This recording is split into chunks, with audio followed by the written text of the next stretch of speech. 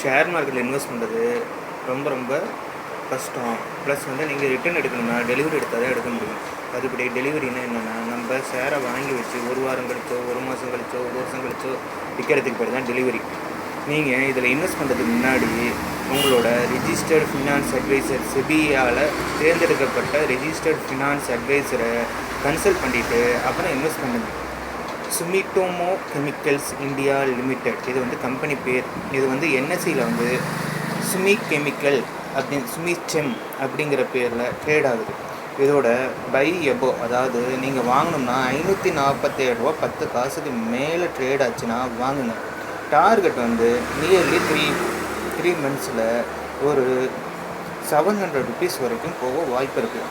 ஏதாவது இப்போ வந்து 547 வாங்கி வச்சுருக்கோம், திருதுப்புண்டு மார்க்கெட் இறங்குது. அப்போ 18%, அதாவது 547லேருந்து 18% கழித்து அதில் நீங்கள் ஆவரேஜ் பண்ணுங்கள். இந்த 547 ரூபாயில் ஆவரேஜ் பண்ணுறது, நீங்கள் 1 லட்ச ரூபா இன்வெஸ்ட் பண்ணுறதா இருந்தால் 25,000 மட்டும் போடுங்க. இந்த 18% ட்ராப் ஆனோன்னே அப்புறம் ஒரு 50,000 ரூபா இதில் இன்வெஸ்ட் பண்ணுங்கள்.